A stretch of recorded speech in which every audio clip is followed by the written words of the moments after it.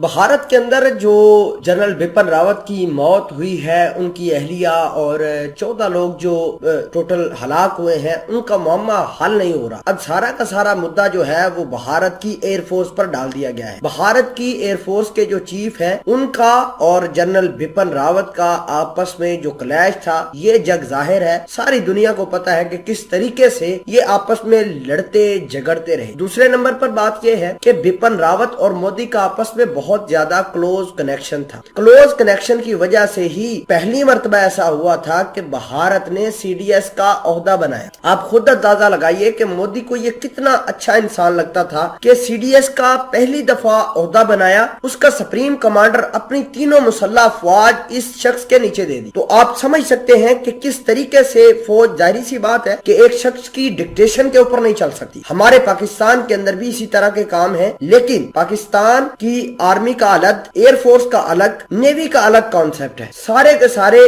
तीनों मुसल्लह फौज अपनी अपनी डोमेन के अंदर वो काम करते हैं, कोई एक दूसरे के अंदर इंटरवेंशन नहीं कर सकता। पाकिस्तान के अंदर सीडीएस का नाम का कोई इस तरह का होता है नहीं कि एक शख्स बैठकर वहां से डिक्टेशन जारी कर दे, लेकिन भारत के साथ ऐसा हुआ है। भारत ने पहली मर्तबा सीडीएस का ओहदा बनाया, उसकी डिक्टेशन के लिए उसका डिक्टेटर तैनात किया बिपिन रावत को। फौज के साथ तो चलो इसके ताल्लुकात थे क्योंकि खुद ये फौज से था, लेकिन एयरफोर्स वाले इससे नालान थे। भारत के एयरफोर्स के चीफ के साथ अक्सर औकात एस्टेब्लिशमेंट के अंदर इनकी लड़ाइयां होती रहती थी, मुख्तलिफ मुद्दों के ऊपर बात होती रहती थी। ये वो शख्स है जिसने भारत की एयरफोर्स को कंपेल किया था कि जाकर बालाकोट के ऊपर जो 27 फरवरी को एयर स्ट्राइक हुई थी 2019 में, ये वो शख्स था जिसने एयर स्ट्राइक करवाई थी कि बालाकोट को तबाह करो। लेकिन भारत की एयरफोर्स नहीं चाहती थी कि वो पाकिस्तान के ऊपर एयर स्ट्राइक करे। ये वो शख्स था जिसने एयर स्ट्राइक करवाई, और भारत की एयरफोर्स को पता था कि हम पाकिस्तान के सामने टिक नहीं पाएंगे, जिसकी वजह से वो बहुत ज्यादा खसारे में गए, और जो तमाशा हुआ वो आपके सामने है। तो लिहाजा भारत की एयरफोर्स और भारत के जनरल बिपिन रावत के दरमियान क्लैशेस थे।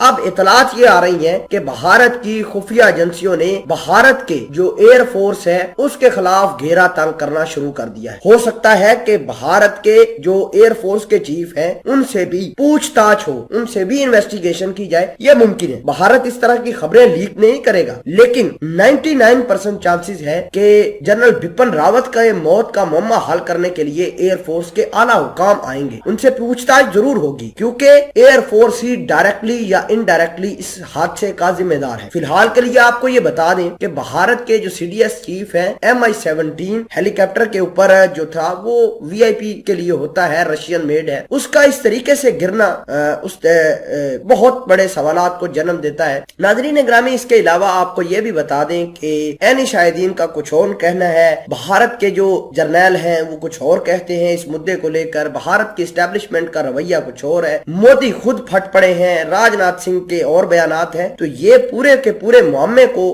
हल नहीं कर रहा, बल्कि मजीद कॉम्प्लेक्सिटीज की तरफ जा रहा है।